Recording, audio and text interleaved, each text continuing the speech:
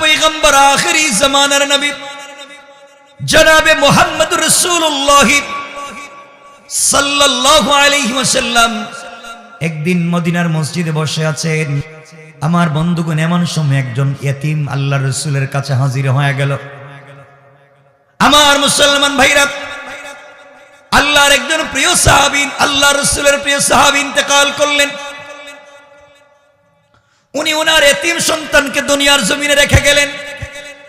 যাওয়ার সময় একটা খেজুরের বাগান রেখে গেলেন। ওই খেজুরের বাগানের পাশে আবু লুবাবা নামে আরেকজন লোকের একটা বাগান আছে।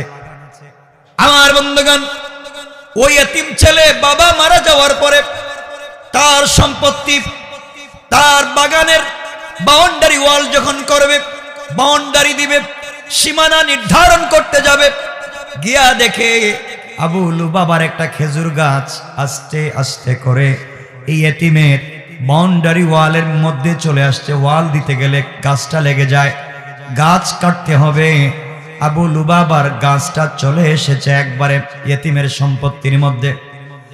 এই বাচ্চাটা গিয়ে আবু লুবাবাকে বলছে, আঙ্কেল, আমার বাবা ইন্তেকাল করেছেন, আমি এতিম মানুষ, আমার আর কোনো সম্পত্তি নাই, আমি আমার বাবা রেখে যাওয়া আমানত বাগানটাকে হেফাজত করতে চাই। আপনার একটা গাছ আমার সীমানার মধ্যে চলে এসেছে, আপনি ওইটা কেটে নিয়ে যান। আবু লুবাবা বলছে, আমি কাটবো না। ইয়াতিম বলছে, তাহলে আমি গরিব মানুষ, আমার কাছে আপনি বিক্রি করে দেন। না, তোমার কাছে বিক্রি করব না, তাহলে আমাকে দান করে দেন। দানও করব না। ইয়াতিমকে আবু লুবাবা বলছে, আমি দানও করব না, বিক্রিও করব না, কেটেও নিব না। তাহলে অর্থ দাঁড়ালো, সেই জায়গার মধ্যে গাছটা রেখে সীমানার মধ্যে ফিতনা তৈরি করতে চায়। এগুলো আসেনি এলাকায়? কথা বলেন না কেন? যারা এগুলা করতে চান, কোদাল দিয়া জমির আইল কাটতে কাটতে আধাত আরেকজনে ঢুকাইয়া দিছে, আছে না নাই? আপনি যত ভালো মানুষ হন না কেন, আল্লাহর দফতরে আপনি চোর। কথা বলেন না কেন? আল্লাহর কাগজে লেখা আপনি চোর, আরেকজনের জমি দখল করেছেন। যত নামাজ পড়েন, রোজা রাখেন, হজ করেন, যাকাত দেন, কবুল হবে না যতক্ষণ পর্যন্ত মানুষের হক পৌঁছে দিতে না পারবে। আমার বন্ধুগণ, আবু লুবাবা কোনোভাবেই যখন এই বাচ্চাটাকে সম্পত্তি দিতে চাইল না, গাছটা দিতেও চায় না, বিক্রিও করতে চায় না, নিজে কেটেও নিতে চায় না, এই বাচ্চাটা শেষ পর্যন্ত নিরুপায় হয়ে আল্লাহর পয়গম্বরের দরবারে চলে আসলো। আল্লাহ রাসূলকে ডাক দিয়ে বলছেন, ইয়া রাসূলুল্লাহ, ইয়া হাবিবাল্লাহ, আগো আল্লাহর পয়গম্বর, আমি একজন ইতিম, আমার বাবা ইন্তেকাল করেছেন। ইন্তেকালের আগে যেই বাগান রেখে গিয়েছেন, ওই বাগানের মধ্যে আমার ওয়াল গেছে, আমার সীমানা গেছে। আবু লুবাবা নামে একজন ব্যক্তির একটা খেজুরের গাছ চলে এসেছে। পয়গম্বরে আরবি খেজুর গাছে এখন পর্যন্ত খেজুর ধরে নেই, গাছটা বাচ্চা রয়েছে, ছোট রয়েছে। আমি ওনার কাছে গিয়েছিলাম, আমি আমার বাবার রেখে যাওয়া সম্পত্তিকে বাউন্ডারি করতে চাই, সীমানা নির্ধারণ করতে চাই, আমাকে আমি বললাম, আঙ্কেল, আপনি গাছটা কেটে নিয়ে যান। ও কেটেও নিতে চায় না, গরিব মানুষ। আমি বললাম, দান করে দেন, দানও করতে চায় না। পয়গম্বরে আরবি বলছি, বিক্রি করে দে, বিক্রিও করতে চায় না। অগো পয়গম্বর, এখন আপনি সমাধান করে দেন, আমি তো বাঁচবো না। আমার আস্তে আস্তে গাছ ঢুকে গিয়েছে, কালকে বলবে জমি তার। কথা বলেন না কেন? আল্লাহর পয়গম্বর দূত পাঠাইয়া দিলেন, লোক পাঠাইয়া দিলেন। আবু লুবাবাকে হাজির করা হলো। পয়গম্বরে আরবি বললেন, আবু লুবাবা, তুমি ওই গাছটা কেটে নিয়ে যাও। ইতিমের জায়গার মধ্যে, তার সীমানার মধ্যে তোমার গাছ চলে এসেছে, এটা জায়গা তোমার নয়, আরেকজনের জায়গায় গাছ চলে এসেছে, তুমি ওইটা কেটে নিয়ে যাও। আবু লুবাবা বলছে, বেয়াদবি মাফ করবেন, আমি কাটবো না। আল্লাহর রাসূল বললেন, তাহলে তুমি এই গাছটা ইতিমকে দান করো। আমি দানও করব না। পয়গম্বরে আরবি বললেন, তাহলে তার কাছে বিক্রি করে দাও। সে বলছে, আমি বিক্রিও করব না। আল্লাহর রাসূল বললেন, আবু লুবাবা, আমি পয়গম্বরে আরবি বলছি, আল্লাহর বন্ধু বলছি, তুমি ওই গাছটা আমাকে দান করে দাও। না, আপনাকেও দান করব না, আমার কাছে বিক্রি করো না, আপনার কাছে বিক্রি করবো না। আল্লাহ রসুল দাঁড়িয়ে গেলেন আর বললেন, আবু লুবাবারে, এই গাছটা যদি তুমি তাকে দান করে দিতে, এই গরিব ইয়েতিমকে গাছটা দান করে দিতে, আমার বিশ্বাস আল্লাহ তোমার এই ছোট্ট একটা গাছ দানের বরকতে, ইয়েতিমের সম্পত্তি হিফাজতের কারণে আল্লাহ তোমার জন্য তার নিজের হাতে জান্নাতে গাছ লাগাইয়া দিতেন। পড়েন সুবহানাল্লাহ। আবু লুবাবা কথাই শুনতে চাইল না। আল্লাহ পয়গম্বর দাঁড়িয়ে বললেন, আছো কি কেউ এখানে? যেই ব্যক্তি আবু লুবাবার কাছ থেকে গাছটা কিনে এই এতিমকে দান করতে পারবে, কেউ যদি আবু লুবাবাকে বুঝাইয়া ওই গাছটা এতিমকে দান করতে পারো, এতিমকে বুঝাইয়া দিতে পারো, আমি আল্লাহর পয়গম্বর বললেন, দুই হাত আঙ্গুল উঠাইয়া বললেন, এই দুই আঙ্গুল যত কাছাকাছি, যে গাছটা দান করবে আমি এবং সে জান্নাতে তত কাছাকাছি। আল্লাহ রসুল বললেন, শুধু তা না, যে এতিমকে হিফাজত করল, এতিমের মাল সংরক্ষণ করে দিল, এই গাছটা কিনে এতিমকে দান করে দিল, আমি রসুল বললাম আল্লাহ রাব্বুল ইজ্জত ওয়াল জালাল তার জন্য জান্নাতের ভিতরে এমন শত শত খেজুর গাছের বাগান আল্লাহ তার জন্য নিজে লাগাইয়া রাখবেন। পড়েন সুবহানাল্লাহ। ওই জায়গার মধ্যে ছিলেন আল্লাহ রসুলের একজন প্রিয় সাহাবী, যার নাম হযরত আবু দাহদা রাদিয়াল্লাহু তাআলা আনহু। হযরত আবু দাহদা দাঁড়িয়ে গেলেন আর বলেন, ইয়া রাসূলুল্লাহ, কথা কতই না চমৎকার, সত্যি আপনি আমাকে বলেন, গাছটা কিনে যদি দান করে দেই তাহলে কি আল্লাহ আমার জন্য জান্নাতে গাছ লাগাবেন? নবীজি বলেন, আবু লুবাব, আবু দাহদারে, গাছটা শুধু আল্লাহ লাগাবেন একটা নয়, আল্লাহ এমন শত শত হাজার হাজার গাছের বাগান জান্নাতে দান করে দিবে। ইয়া রাসূলুল্লাহ, তাহলে কারো জন্য আল্লাহ জান্নাতে গাছ লাগাইয়া, যার জন্য যা গাছ লাগাবেন মালিককে তো জাহান্নামে দিবেন না, নিশ্চয় জান্নাত দিবেন। আল্লাহ রসুল বলেন, আবু দাহদারে, আমি বুঝাতে চাই যে এই গাছটা দান করবে, আমি যে জান্নাতে থাকবো সে ওই জান্নাতে থাকবে। পড়েন সুবহানাল্লাহ।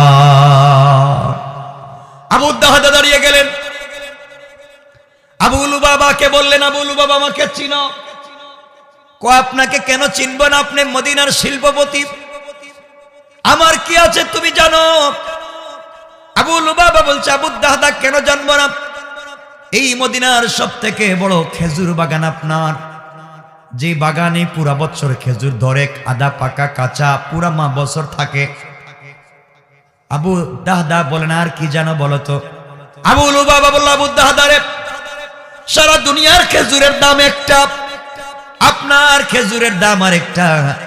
মদিনার ব্যবসায়ীরা চিন্তা করে, আবু দাহদার খেজুরের বাগানের খেজুর কোন দিন আসবে মার্কেটে? আপনার খেজুর বড় মিষ্টি খেজুর, আপনার খেজুর বাগানে আমার জানা মতে 600 খেজুরের গাছ আছে। আবু দাহদা বলেন, আর কিছু জানো কি? কই, জানি তো, আপনার খেজুর বাগানের মধ্যে একটা মিষ্টি পানির কূপ আছে। গোটা দুনিয়ার মধ্যে এমন মিষ্টি পানির কূপ আর নাই।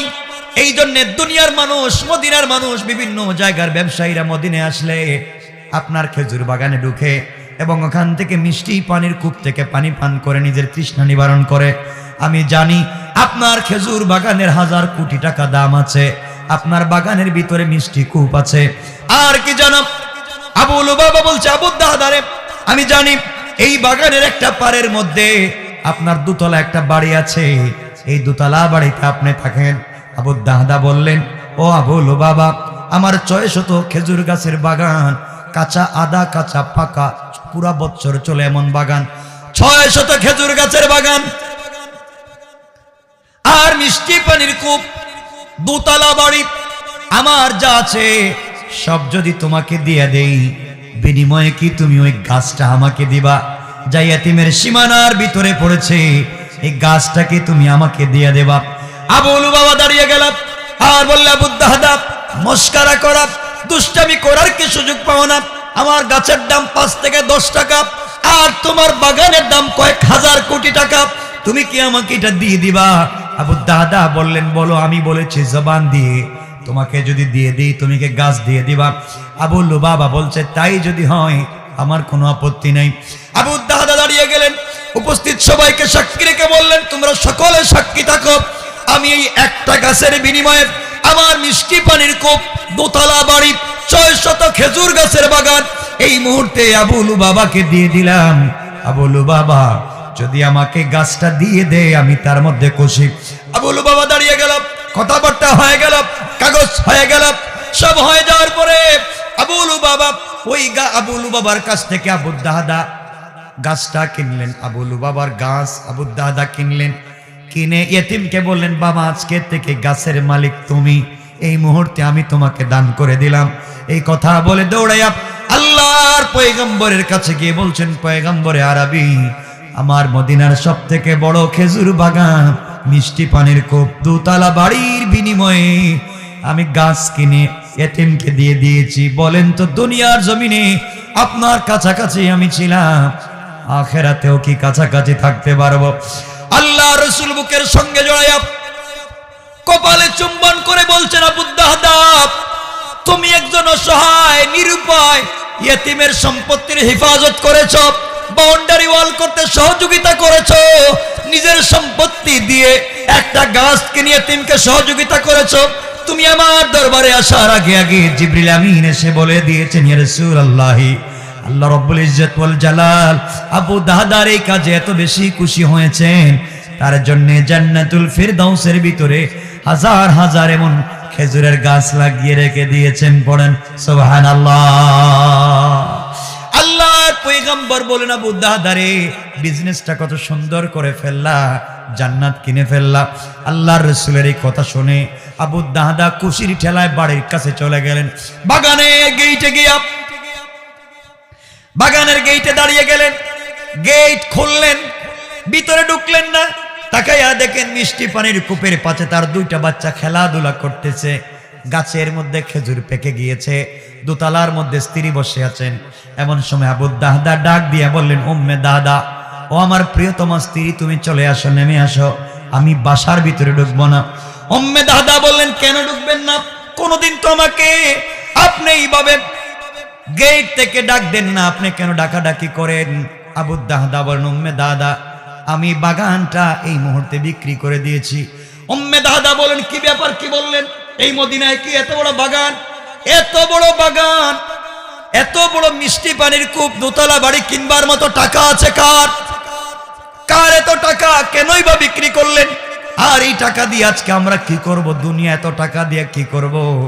আবু দাহদা বললেন উম্মে দাহদা রে, এই দুনিয়ার জমিনে দুনিয়ার কোনো মালিক জানি এটা কিনতে পারবে না, আমি এটা আল্লাহর কাছে বিক্রি করে দিয়েছি, আর আল্লাহ বিনিময়ে জান্নাতে আমাকে গাছ দিয়ে দিয়েছে। উম্মে দাহদা শুকরিয়া আদায় করে পড়েন আলহামদুলিল্লাহ।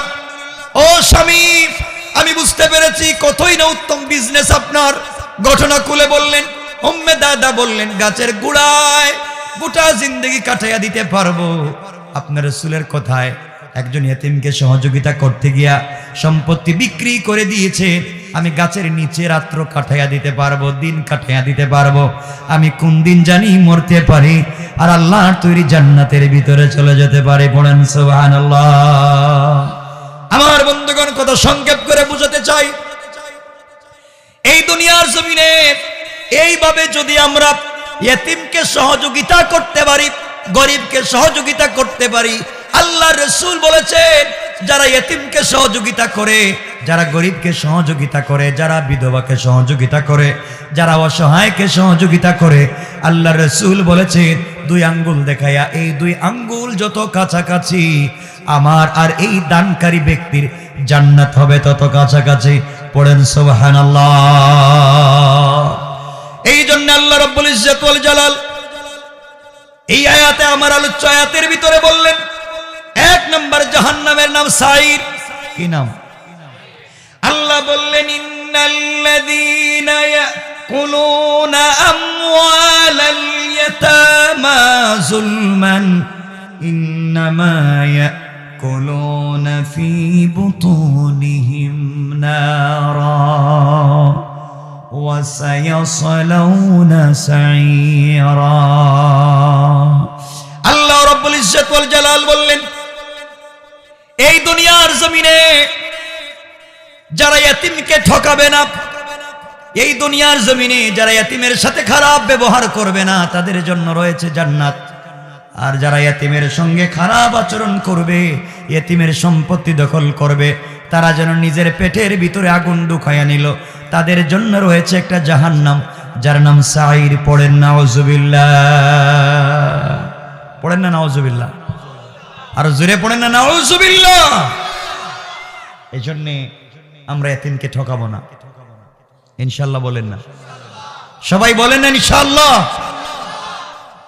আজকে আমরা ইতিমকে ঠকাই, দুনিয়ার জমিনে মানুষকে কষ্ট দেই। গোলাম, তুমি জানো না এই দুনিয়ার জমিনে রব তোমাকে কত ভালোবাসেন, আল্লাহ তোমাকে কত ভালোবাসেন, তুমি জানো না, তুমি বুঝোই নাই। আজ আল্লাহর ভালোবাসাকে ভুলে গিয়েছো। যুবক ভাই শোনো, কি বলতে চাই বুঝো। আল্লাহকে ওয়াস্তে কেউ খারাপ কাজ করলে তাকে দূরে সরাইয়া দিয়েন না। একজন চুরি করেছে তাকে দূরে সরাইয়া দিয়েন না, একজন ডাকাতি করেছে তাকে দূরে সরাইয়া দিয়েন না, খারাপকে দূরে সরাইয়া দিয়েন না। খারাপ মানুষকে বুকে টানেন, খারাপ মানুষকে কাছে আনেন, তাকে দিন বুঝান, দেখবেন একদিন খারাপ থাকবে না, সেও আল্লাহর ওলি হয়ে যাবে। ঠিক কিনা বলেন? আপনাদের কাজ হচ্ছে খারাপ, তুমি দূরে যাও, খারাপ মানুষ তুমি দূরে যাও। আমার কথা কষ্ট পাচ্ছেন আপনারা? কিছুক্ষণ কথা বললে তো অসুবিধা হবে না আমার বন্ধুগণ। যুবক, আপনাদেরকে বলছি ভাই শোনো, পাবনায় কি সিনেমা হল আছে? থাকো, আমার আপত্তি নেই। তা আমি আপনাদেরকে বলবো না যে সিনেমা হলে যাইও না। আমি জানি বইলে লাভ নাই, আপনারা বললেও যাইবেন, না বললেও যাইবেন। হ্যাঁ, আমি কি বলতে চাই শুনেন, আমি কি বলতে চাই শুনেন। আমি বলবো না সিনেমা হলে যাইনি, আমি বলবো না, বলে লাভ নাই। কালকে আবার যাইবেন তো কবিরা গুনাহ হয়ে যাবে, আমার ওয়াদা নষ্ট হবে। আমি আপনাদেরকে আলাদা একটা ইনফরমেশন দিই, বার্তা দিই। যুবক শোনো, আমিও তোমাদের মতো যুবক। ও ভাই, তোমাকে কি বলছি শোনো। বন্ধুদের পাল্লায় পড়ে, বন্ধুদের কথা শুনে সিনেমা হলে চলে গিয়েছে। সিনেমা হলে গিয়েছ, যাওয়ার পরে সিনেমা দেখতেছ, হঠাৎ আজান হয়েছে, নামাজের সময় হয়েছে। সিনেমা হলের ভিতরে ওখানেই নামাজে দাঁড়িয়ে যাও, ওখানেই সালাতে দাঁড়িয়ে যাও।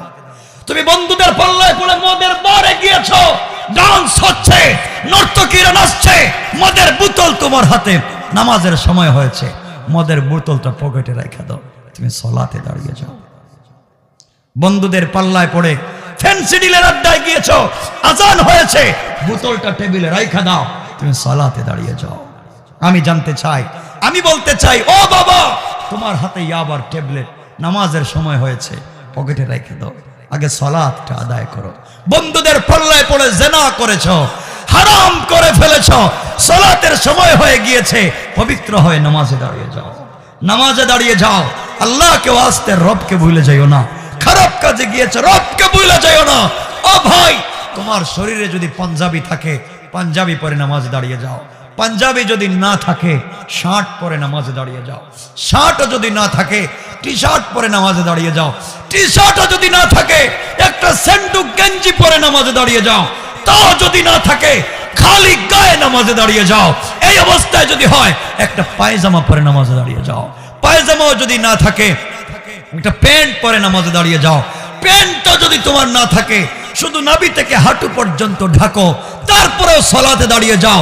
তাও যদি না থাকে, দুই হাত জোড় করে বলছি যুবক, উলঙ্গ হয়ে নামাজে দাঁড়িয়ে যাও। কোনো কাপড় নাই, তাও নামাজ পড়ো। ও যুবক, তোমাকে আবার বলছি, যদি অজুর ব্যবস্থা থাকে, অজু করে সালাত পড়ো। অজুর যদি কোনো ব্যবস্থা না থাকে, তায়াম্মুম করে সালাত পড়ো।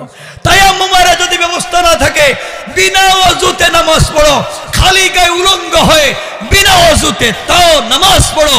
আমার বিশ্বাস, ইন্না সালাতা তানহা আনিল ফাহশাই ওয়াল মুনকার, এই সালাতই একদিন তোমাকে বাঁচাইয়া বাঁচাইয়া, বুঝাইয়া বুঝাইয়া, হিদায়াত দিয়ে আল্লাহ পর্যন্ত পৌঁছাইয়া দেবে ইনশাআল্লাহ। কথা বলেন না? ভুলে যাইও না, সালাতকে ভুলে যাইও না, সালাতকে ভুলে যাইও না। কারণ সালাত কি জিনিস বুঝতে পারো নাই, নামাজ কি জিনিস বুঝতে পারো নাই। কষ্ট হচ্ছে না তো আপনাদের? বসবেন তো ইনশাআল্লাহ? নামাজকে ভুলে যাইও না, যেখানেই থাকো সালাত। রসুল পাকের জীবনের শেষ কথা সালাত। জ্ঞান ফিরলেই বলছেন আসসালাত আলা ওয়াক্তিহা। হযরত ওমরকে আবু লুলু আল মাজুসি খঞ্জর দিয়ে আঘাত করলো, পেট থেকে নাড়ি ভুড়ি বের হয়ে গেল। যখন জ্ঞান ফিরেছে বলছেন সালাত। সালাত আল্লাহ কিয়ামতের দিন প্রথম হিসাব নেবেন সালাত। এজন্য পায়ে ধরে বলে যাই, জীবনে যত আকাম কুকাম করছো, যেখানেই থাকো, যে অবস্থায় থাকো, পশ্চিম চিনো আর না চিনো, যেদিকে মন চায়, যেদিকে বিশ্বাস হয়, সেদিকেই দাঁড়াও। রব তো সকল জায়গায় আছে। কথা বলেন না কেন? এরপরও সালাত পড়ো, সালাত পড়ো, রবকে ভুলে যাইও না। কারণ সালাত কোন জিনিস যুবক জানো না? মুসা কালিমুল্লাহ একদিন গেছেন তুর পাহাড়ে আল্লাহর সঙ্গে কথা বলতে। তো আল্লাহ বলছেন মুসা আসছনি? মুসা বলছে আল্লাহ আসছি তো, কথা বলতে আসছি। মুসা বলছেন আল্লাহ তুমি বলো না তুমি কোথায় আর আমি কোথায়? আল্লাহ বলছেন মুসা তুমি বলো তুমি কোথায় আমি কোথায়? মুসা বলছেন আল্লাহ আমি তো তুর পাহাড়ের নিচে, আর তুমি মনে হয় তুর পাহাড়ের উপরে। আল্লাহ বলছেন ও মুসা না, তুমি তুর পাহাড়ের নিচে ঠিকই, আমি তুর পাহাড়ের উপরে নাই, বরং তোমার আর আমার মধ্যখানে ৭০,০০০ নূরের পর্দা। মুসা বলছেন আল্লাহ আপনি এত দূর থেকে আমার সঙ্গে কথা বলবেন, কাছাকাছি আসবেন না? কারে না রে মুসা, তোমার কাছে এমনি আমার নূরের তজল্লি পাহাড়ের উপরে পড়ছে, তাই তোমার সহ্য হচ্ছে না, আর আমাকে দেখলে তো তুমি বাঁচবাই না। মুসা বলছেন আল্লাহ জীবনেও কি তুমি কারোর সাথে কথা বলবে না? জীবনেও কি কারোর সাথে আর দেখা করবে না? আল্লাহ বলছেন অবশ্যই দেখা করব, তবে তোমার মতো এইভাবে জুতা খুলাইয়া তুর পাহাড়ে আইনা নয়, বরং কিয়ামতের আগে আমার শেষ নবীর একদল উম্মত আসবে যারা নামাজের সিজদায় সালাতে গিয়া পড়বে সুবহান রাব্বিয়াল আলা। কসম আমি আল্লাহর জাতে, আল্লাহু আরশ ইস্তাওয়া, আমি তো আরশে আজিমে থাকি। যেই গোলাম সিজদায় গিয়া পড়বে সুবহান, তখন আরশে আজিমে থাকি না, সাথে সাথে আমার গোলামের নামাজের সিজদার জায়গায় হাজির হয়ে যায়। মুসা তাকে আনবো না, আমি নিজে যাব। আল্লাহ আমাকে যদি সেই নবীর উম্মত বানাতেন, আর আপনি সেই নবীর উম্মত। কেমনে বুঝাই? অগোলাম রবকে ভুলে যাইও না, আল্লাহকে ভুলে যাইও না। আল্লাহকে শোনো। ও যুবক তোমরা প্রেম করো, যা মন চাই তা করছো। তোমার গার্লফ্রেন্ডের সঙ্গে রাত কারাত কথা বলো, রাত শেষ কথা শেষ হয় না, রাত শেষ মোবাইলের চার্জ শেষ তোমার কথা শেষ হয় না। ও বুকা, আমিও একজন প্রেমিক, তুমিও প্রেমিক। তোমার রাস্তা ভুল জায়গায় প্রেম করতেছ। তুমি যেই মেয়ের সাথে প্রেম করেছ তার চামড়া অনেক স্টাইলিস্ট, তার চেহারা এক্সট্রা অর্ডিনারি করা, ডিজাইন করা, বিউটিফুল, স্মার্ট, তার বয়স, তুমি পাগল হয়ে গেছো তার প্রেমে। ও বুকা, আজকে যদি এই মেয়েটা মইরা যায় ৩২ ঘন্টার ভিতরে তার চামড়া থেকে বের হবে পোকা। বলেন না? তুমি যার প্রেমে পড়েছ, কসম আল্লাহর, তুমি আজকে কবরে যাও, আজকে মইরা কবরে যাও, কবরে গিয়ে দেখো তোমার প্রেমিকা নাই, তোমার মা নাই, তোমার বাপ নাই, তোমার ভাই নাই, তোমার বোন নাই, কেউ যাবে না। আমি আজকে এখানে কথা বলছি, আমার আগে আরো অনেকে কথা বলছেন। একদিন এই পিন্ডাল থাকবে, একদিন এই মঞ্চ থাকবে, আরেকজন এসে কথা বলবেন, একদিন এই পিন্ডাল থাকবে, আরো লোক এসে কথা শুনবেন, থাকবো না শুধু আমি আর আপনি। কথা বলেন না কেন? মঞ্চ থাকবে, পিন্ডাল থাকবে, অফিস আদালত থাকবে, সব দেখবেন সিস্টেমে চলছে। আপনার দাদা চলে গিয়েছেন তাই বলে দুনিয়া ভেঙে যায় নাই। দাদার জায়গার বিজনেসের অফিসে আপনার বাপ বসছেন, আপনার বাপ মরে গিয়েছেন, এখন অফিসে আপনি বসেন, আপনি মরে গেলে আপনার ছেলে বসবে। এক কথা বিজনেস তার গতিতে চলবে। আরে বুকা, এত টাকা দিয়ে বাড়ি বানাইছো, এয়ার কুলার এয়ার কন্ডিশন করেছো, টাইসার সিরামিক করেছো, যত সৌন্দর্য সব করেছো। ও বুকা, তুমি মরে গেলে কেউ তোমাকে ওখানে রাখবে না। তোমার দামি বিছানায় আরেকজন বসবে, তোমার দামি গাড়ি আরেকজন ইউজ করবে, তোমার দামি গাড়ি আরেকজন ইউজ করবে। বুকা, তোমার স্ত্রী হয়তো আরেকজনের গলা জড়াইয়া রাত্রে ঘুমাবে, তোমার সন্তান হয়তো আরেকজনকে বাপ ডাকবে, তোমার ছেলে আমেরিকা চলে গিয়েছে, বউ কানাডা চলে গিয়েছে, ওখান থেকে ওরা কথা বলবে, একে অপরের সাথে 1000 মাইল দূর থেকে খবর নিবে, কিন্তু তুমি বাড়ির আঙ্গিনায় মাত্র 3.5 হাত মাটির নিচে, কেউ খবর নিবে না, কেউ খবর নিবে না। নিমক হারাম, নিমক হারাম। ও ভাই, তোমাদের পায়ে ধরে বলছি, আল্লাহ আফসোস করে বলছেন, ইয়া আইয়ুহাল ইনসান মা গাররাকা বিরাব্বিকাল কারীম। এই মানুষ কে তোকে ধোঁকা দিয়েছে? কে তোকে ধোঁকা দিল আমার মতো মহান রব থেকে? আল্লাযী খালাকাকা, অথচ আমি তোকে বানিয়েছি। ও গোলাম, তোমাকে ক্ষমতা ধোঁকা দিয়েছে। দেখো বহুত ক্ষমতাওয়ালা, গতকালকে ক্ষমতা ছিল আজকে নাই। বহুত পাওয়ারফুল মানুষ যাদের একটা কলমের ইশারায় কারো ফাঁসি হয়েছে। এমন তো পাওয়ারফুল মানুষ সূর্য ওঠার সময় ফাঁসি দিয়েছে, সূর্য ডুবার সময় মাফ করে দিয়েছে। তার ক্ষমতার প্রভাবে কেউ বাঁচত না, আজকে তারাও নয়। কথা বলেন না কেন? একদিন চৌধুরী বাড়ির চৌধুরী বাড়ি থাকবে, চৌধুরী থাকবেন না। খান বাড়ির খান বাড়ি থাকবে, খান সাহেব থাকবেন না। এমপির বাড়ির এমপির বাড়ি থাকবে, এমপি সাহেব থাকবেন না।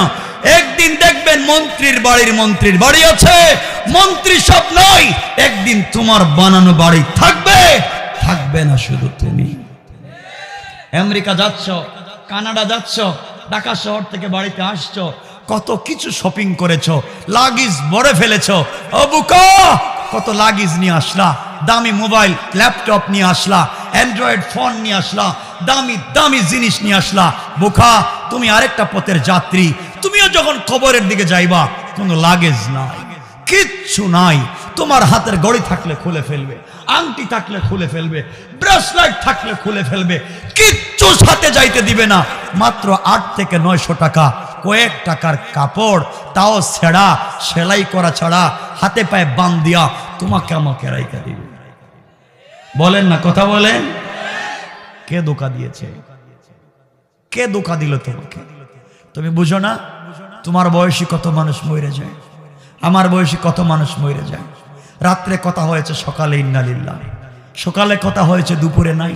তো তুমি কেমনে মনে করলা তুমি বাইচা যাইবা? ও ভাই, এই জন্য রবের দিকে ফিরো, রবকে চিনো। ও বুকা, তুমি যার সাথে প্রেম করেছো, আজকে তোমার প্রেমিকা বলবে আমি আগামীকালকে রাত্রে তোমার সাথে টেলিফোনে কথা বলতে পারবো না, আমার বড় বোন আসবে, তাকে সময় দিতে হবে, ও জানলে আমাকে মারবে। আরে বুকা, হয়তো তোমাকে রাইকা অন্য কারোর সাথেও কথা বলতে পারে। কি বলতে চাই বুঝো? কিন্তু রব বলছে পাগল, আমিও ঘুমাই না। তুই যার প্রেমে পাগল হয়েছিস, অত ধোঁকা। ও বোন, তোমাকে বলছি, তুমি যেই ছেলের প্রেমে পড়েছ, তার স্ট্রাকচার দেখে, তার এডুকেশন দেখে, তার পড়ালেখা দেখে, তার বিজনেস আর চাকরি দেখে তার প্রেমে পড়েছ। তুমি জানো না, তোমাকে গড়ে রাইখা সেও তার কলিগ কোনো মেয়েকে নিয়ে পার্কে ঘোরাঘুরি করতে পারে। বলেন না কেন? তোমাকে ভুলে যাইতে পারে। আফসোস, আফসোস, সব দুঃখা। আল্লাহ বলছেন, ও গোলাম, তুইও রাত্রে ঘুমাস না কারোর সাথে প্রেম কইরা, আমি রব ঘুমাই না তোর সাথে প্রেম কইরা। আল্লাহ বলছেন, লা তাখুযুহু সিনাতুন ওয়ালা নাওম, আমিও রাত্রে ঘুমাই না, ঘুমের তন্দ্রাও আসে না, আমার ঝাঁকুনি আসে না, আমার জীবনী আসে না, আমি তোর জন্য অপেক্ষা করি। আরে আমার গোলাম ফজরের সময় মসজিদে আসে নাই। ও গোলাম, ও গোলাম, তুমি একটাবার চিন্তা করো না, ফজরের সময় মসজিদে গেলা না, আল্লাহ তোমাকে মাইরা ফালায় নাই। জোহরের সময় যাও নাই, আল্লাহ তোমাকে রোড অ্যাক্সিডেন্ট দেয় নাই। আসরের সময় যাও নাই, আল্লাহ তোমাকে প্যারালাইসিস দেয় নাই। মাগরিবের সময় যাও নাই, আল্লাহ তোমাকে কঠিন কোনো রোগ দেয় নাই। তুমি যাও নাই, রাত্র হয়ে গিয়েছে, ফেরেশতারা বলছে, আল্লাহ ও নিমক হারাম সারাদিন তোমার কাছে আসে নাই, সারাদিন তোমার কাছে আসে নাই। তুমি ডাকছো, আয় হাইয়া আলাল ফালাহ, কল্যাণের দিকে আয়, আল্লাহ আসে নাই। তোমার জমিনে ছিল, অহংকার করে চলছে, শয়তানি করছে। আল্লাহ তুমি বলো জিলজালাহা, আল্লাহ বলো আমি ভূমিকম্প শুরু করি। আসমান বলছে ইজ সামাউন শাক্কাত, আল্লাহ তুমি বলো আমি আসমান ভেঙে দেই। আল্লাহ তো ভাঙ্গিস না, সব ঠিক রাখ, আমি দেখতেছি। পাবনার কিছু যুবক আর যুবতী গভীর রাত্র হয়ে গেলে আমি আল্লাহর কদমে সিজদায় পড়ে যায়, এদের প্রেমে পাগল হয়েছি, এই জন্য আমি আল্লাহ জমিন ভেঙে দেই না। ঠিক না বলেন? কেমনে সেই রবকে ভুলে যাও, কেমনে সেই রবকে ভুলে যাও। আমি তোমাদেরকে সেই রবের কথাটাই বোঝাতে চাচ্ছি। আমার বন্ধুগণ, এই রব প্রেম করেছেন আমার রসুলের সাথে। আমার রসুলের সাথে আল্লাহর সম্পর্ক ছিল, তোমার আমার সাথেও হতো, কিন্তু তুমি আমি বুঝি না। কথাগুলা কি বলতে চাই বুঝো? রসুলকে আল্লাহ মাঝে মাঝে ডাক দিতেন, ইয়া আইয়ুহাল মুদ্দাসসির, ইয়া আইয়ুহাল মুযাম্মিল, কুম ফাআনজির, ওয়া রাব্বাকা ফাকাব্বির ওয়া সিয়াবাকা ফাতাহহির। ও চাদরওয়ালা চাদর থেকে বাইর হও, কম্বলওয়ালা কম্বলের নিচ থেকে বাইর হও। তুমি খাদিজাকে নিয়ে কম্বলের নিচে, আমি প্রেমিক আরশে আজিমের উপরে ঘুমাই না। না, তুমি ঘুমাইলে হবে না, তুমি খাদিজাকে পাশে রাইখা দাও, কম্বলের নিচে ওকে রাইখা দাও। কম্বলের নিচ থেকে বের হও, একটাবার ওযু করে সিজদায় দাঁড়াইয়া নামাজে দাঁড়াইয়া আমি রবকে ডাক দাও, বন্ধু আরশে আজিমে থাকবো না, কথা দিলাম তোমার দরজায় হাজির হয়ে যাব, দরজায় হাজির হয়ে যাব। রব তো তার নাম, রব তো তার নাম।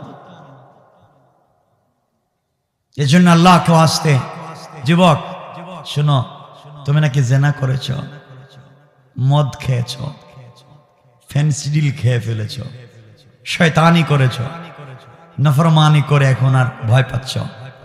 আরে বোকা, তোমার গুনাহ তো হতে পারে আটলান্টিক মহাসাগর পরিমাণ, তোমার গুনাহ হতে পারে আসমান জমিন পরিমাণ। রব বলেছে নাই না, সব গুনাহ নিয়ে আয়, আর একটা বার আমার দেওয়া জবান দিয়ে ডাকবে আমাকে, আমার দেওয়া চোখ থেকে পানি ছেড়ে দে একবার, আমার দেওয়া কপালটা একবার আমার পায়ে লাগাস না, একটা বার লাগাইয়া ডাক দে সুবহান। গোলাম কথা দিলাম তোর কোনো গুনাহ থাকবে না, সব মাফির ওয়াদা দিয়ে দিলাম, মাফির ওয়াদা। গোলাম যখন সিজদায় গিয়া পড়ে সুবহান, এজন্য বলছি নামাজ পড়ো যেখানেই থাকো। গোলাম যখন সিজদায় গিয়া পড়ে সুবহান, তখন আল্লাহ ফেরেশতাদেরকে বলছেন, ও ফেরেশতারা, আমার গোলাম সিজদায় গিয়ে কি পড়ছে? কো আল্লাহ পড়ছে সুবহান। তুমি নাকি পবিত্র, সে নাকি অপবিত্র। আল্লাহ বললেন, আমার গোলামকে আমারে কোনোদিন দেখছে? কো আল্লাহ না দেখে বলছে সুবহান। তুমি পবিত্র আর সে অপবিত্র।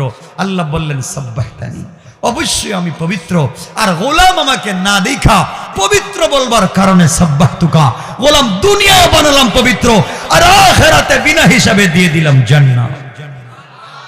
সুবহানাল্লাহ, জোরে বললেন না? গোলাম যখন সিজদায় গিয়া পড়ে আলা, তখন আল্লাহ ফেরেশতাদেরকে বলছে, নো ফেরেশতা, আমার গোলাম কি বলছে? কো আল্লাহ বলছে আলা, তুমি নাকি বড়। আল্লাহ বলছেন আমি বড় না ছোট কি দেখছে? কো আল্লাহ না দেখেই তো বলছে আলা তুমি বড়, এ ছোট। আল্লাহ তোমাকে তো স্বীকৃতি দিয়েছে গুনাহগার। আল্লাহ বলতেন যাক, যতই গুনাহ করুক আমাকে আলা বলে স্বীকার করেছে, আমাকে বড় বলেছে, আমি আল্লাহর দিল খুশি হয়েছে। ও গোলাম আলাইতুকা, আমি আল্লাহ তোকে দুনিয়া বড় বানালাম, মানুষ তোর পায়ে ধরে টানবে নিচে নামাবার জন্য, আর আমি তোকে উপরে উঠাবো। দেখবে না, আল্লাহকে চিনো গোলাম, আল্লাহকে চিনো, আল্লাহকে জানো। গাছতলার থেকে আল্লাহ 10 তলা উঠাই দিতে পারে। আল্লাহর সঙ্গে বেয়াদবি কইরো না, আল্লাহ চাইলে 10 তলার থেকে থাপড়াইয়া গাছতলায় ফেলাই দিতে পারে।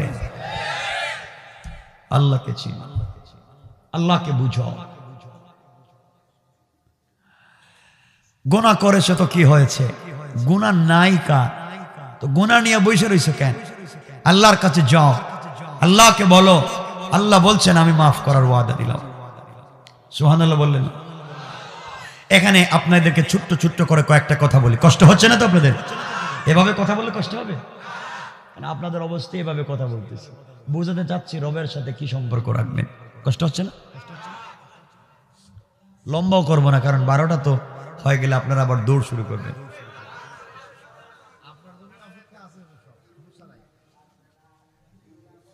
একটু হাত উঠে এখন দেখান তো, দেখি কার কার কষ্ট হচ্ছে।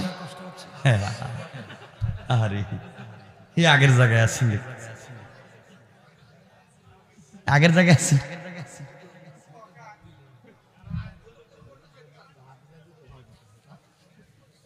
মানে কথা তো বুঝেন আপনারা, মাশাআল্লাহ আবেগ আছেন, বুঝতে পেরেছি, আবেগ আছে, বাস্তবতায় নিয়ে আসতে হবে।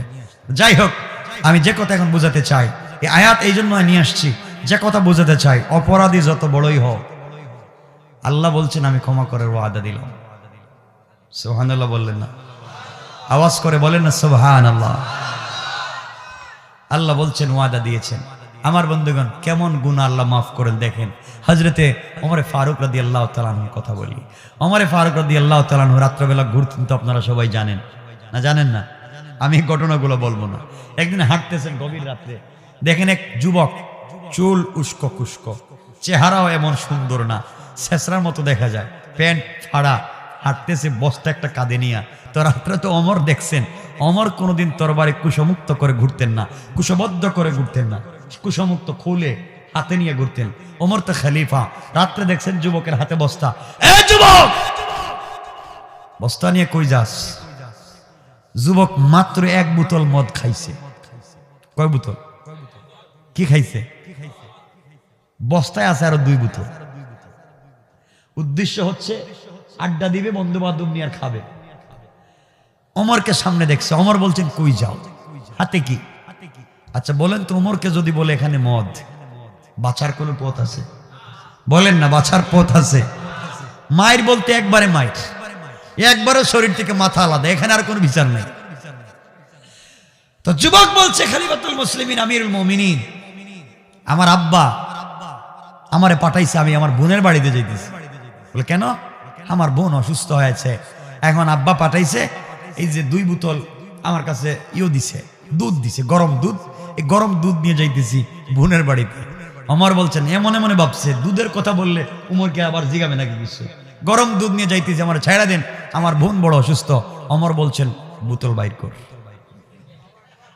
আল্লাহু আকবার বললেন না? বোতল বাইর কর। কারণ ওমর তো ছাইড়া দেওয়ার লোক না, ওমর তো এমন লোক। আরে ওমর ছিলেন মক্কার সবথেকে বড় সন্ত্রাসী,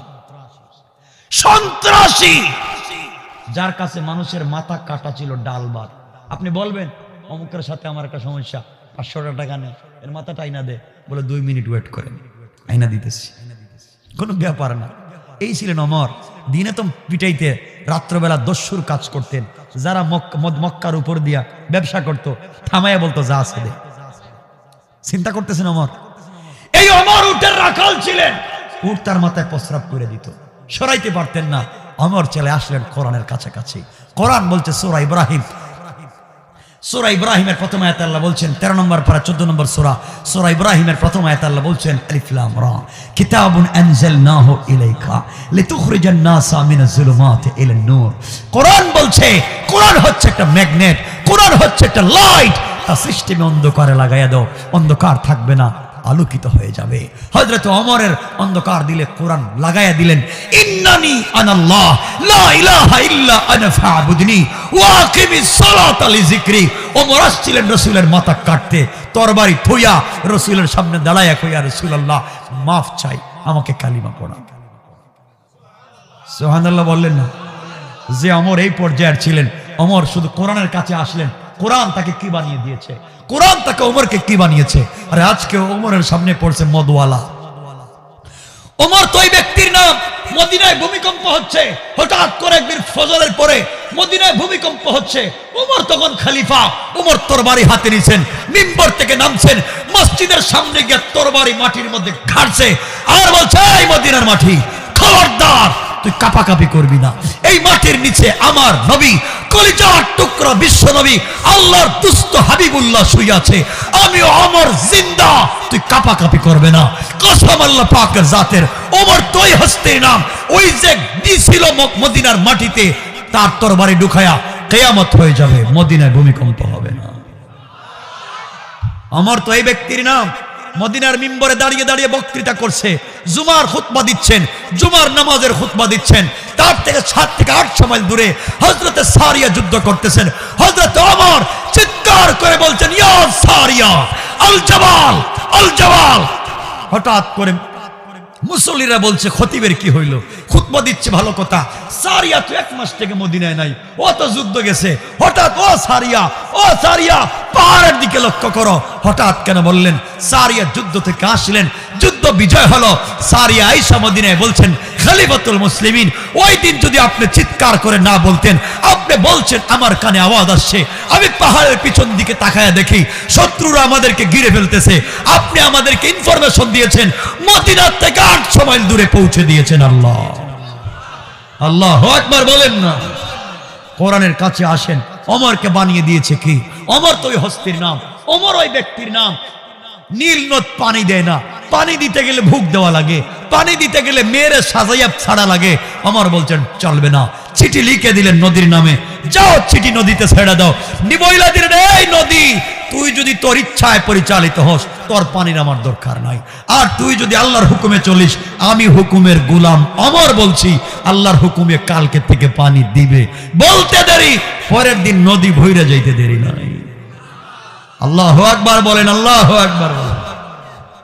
অমর তো ওই ব্যক্তির নাম যার কথার রেফারেন্সের ভিত্তিতে আল্লাহ কোরআনের 12 থেকে 14টা আয়াত নাজিল করেছেন। অমর তো ওই ব্যক্তির নাম রাত্রে কি স্বপ্ন দেখে ওমর নিজেও জানে। আল্লাহু আকবার বললেন না? আর এটা তো হাদিসের কথা, হাদিসের কথা, এগুলো বললে তো লম্বা হয়ে যায়, লম্বা হয়ে যায়। মানুষ কি স্বপ্ন দেখে ওমর জানে, ওমর জানে।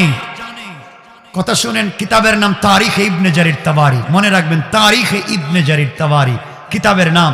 হযরতে আলী রাত্রবেলা স্বপ্নে দেখতেছেন হযরতে আলী তিনি ঘুমিয়ে পড়েছেন তাহাজ্জুদের আগে, হঠাৎ করে স্বপ্নে দেখেন রাসূল এসে হাজির হয়েছে।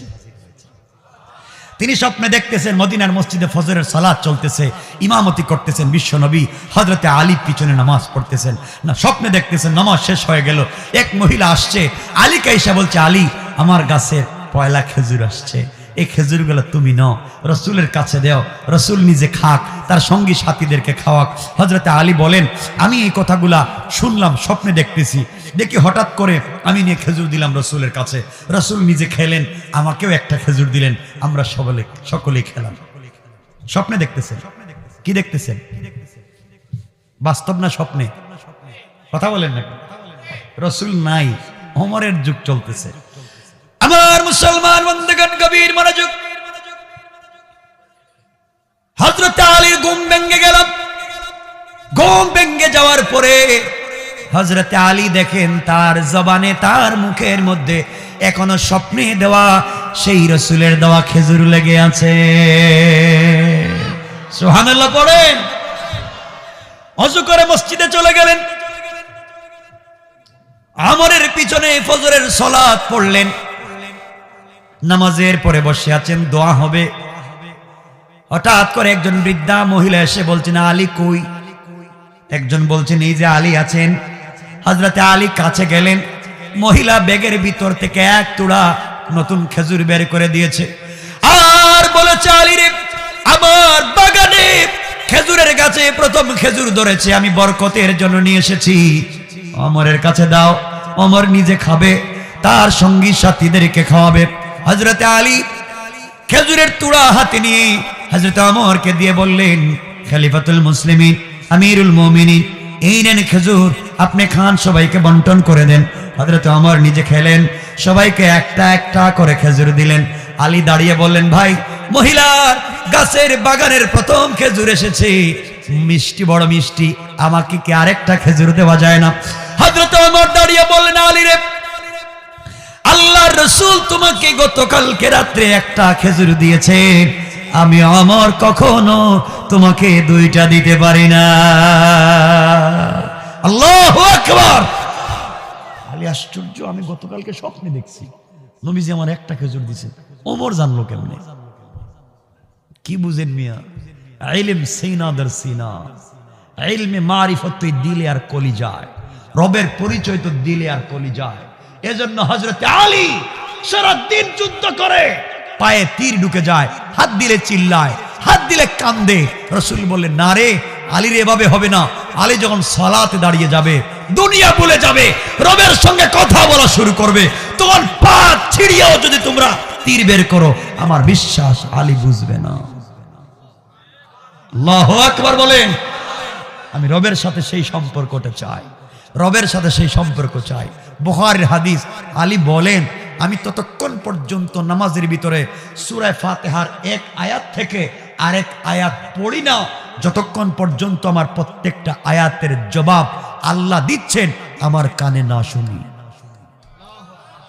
কে বুঝলেন? কে বুঝলেন তাদের সালাত? আর আমাদের সালাতে মশায় কামড় দিলে মনে হয় বোমা মারছে, বোমা, এবং থাপ্পড় মারে, মানে বোমা ফুটছে। কিসের নামাজ? আমার তো ওই ব্যক্তির নাম, আমার তো ওই ব্যক্তির নাম। হযরত ওমর দাঁড়িয়ে আছেন। ওমর কার নাম জানেন? ওমর যেদিন কালিমা পড়ে মুসলমান হইলেন, না এদিকে গেলে আমাদের সময় কমে যাবে। ওমর তো ওই ব্যক্তির নাম। এই যুবকের সামনে দাঁড়িয়ে বলছেন, বোতল বাইর কর। কি মনে করছেন তার অবস্থা ঠিক আছে?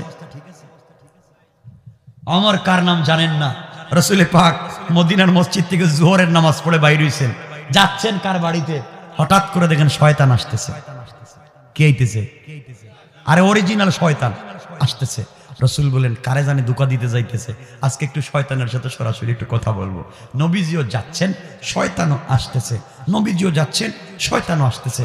হঠাৎ করে রাসূল উপর দিকে তাকায় দেখেন শয়তান রাস্তা চেঞ্জ কইরা জমিনে দিয়া পড়িয়া উল্টা পথে দৌড়াইতেছে।